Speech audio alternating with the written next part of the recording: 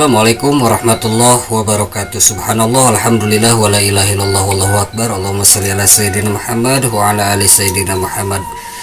Begitu banyak hidangan dari Allah Subhanahu wa taala, salah satunya Allah beri kesempatan kita untuk senantiasa taat kepadanya dan taat kepada Rasulullah sallallahu alaihi wasallam.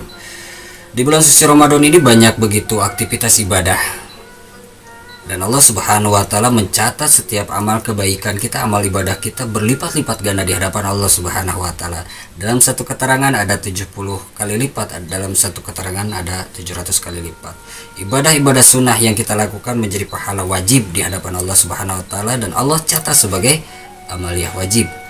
Ketika kita melaksanakan umroh di bulan suci Ramadan, maka Allah catat sebagai ibadah haji.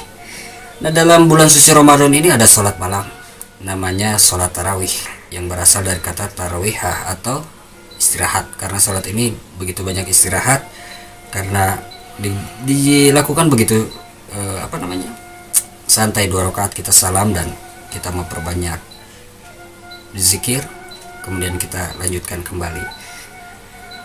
Rasulullah Shallallahu Alaihi Wasallam bersabda, barang siapa yang melaksanakan sholat tarawih, maka Allah Subhanahu wa taala akan mengampuni dosanya di tahun lalu. Hadis riwayat Bukhari.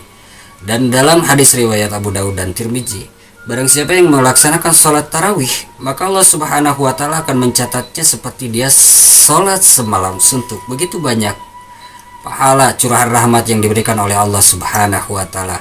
Dan saya akan mengutip daripada salah satu kutipan, meskipun menurut para alim ulama ini adalah hadis-hadis lemah, tapi untuk memotivasi kita senantiasa meningkatkan kualitas ibadah kita, meningkatkan dan ingin memperbanyak ibadah dan ingin istiqomah dalam ibadah, untuk perkara semangat, para alim ulama menyatakan tidak jadi masalah untuk hadis-hadis ini dibawakan untuk menyemangati atau menaikkan jazbah kita untuk senantiasa beramaliyah ibadah. Kita mengutip daripada kitab Durratun Nasihin. Fadilah dan keutamaan yang Allah Subhanahu wa taala berikan, keistimewaan yang Allah Subhanahu wa taala berikan di malam ke-30 di bulan suci Ramadan. Bagi siapa saja yang melaksanakan sholat tarawih di malam ke-30 di bulan suci Ramadan, Allah Subhanahu wa taala akan menyeru kepada kita.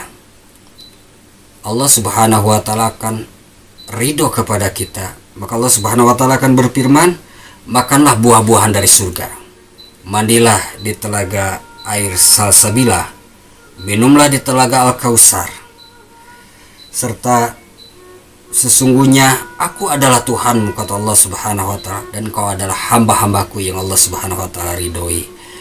Ramadan akan meninggalkan kita. Mudah-mudahan seluruh amaliyah ibadah yang kita lakukan Allah Subhanahu wa taala terima, dan kita dipertemukan kembali dengan Ramadan yang akan datang. Amin ya Allah ya Rabbal Alamin. Dan inilah keterangan yang diambil dari kitab Durratun Nasihin sebagai bahan motivasi kita untuk senantiasa meningkatkan amaliyah ibadah kita di bulan suci Ramadan, menjadi penambah semangat bagaimana meningkatkan jazbah untuk senantiasa taat kepada Allah Subhanahu wa taala. Mudah-mudahan kita senantiasa berlomba-lomba untuk meraih ridhonya Allah Subhanahu wa taala, dan tidak pernah menyanyiakan setiap waktu, setiap detiknya di bulan suci Ramadan, karena hidangan Allah Subhanahu wa taala sangat begitu luar biasa di bulan suci Ramadan ini. Jumpa lain kesempatan insyaallah. Assalamualaikum warahmatullahi wabarakatuh.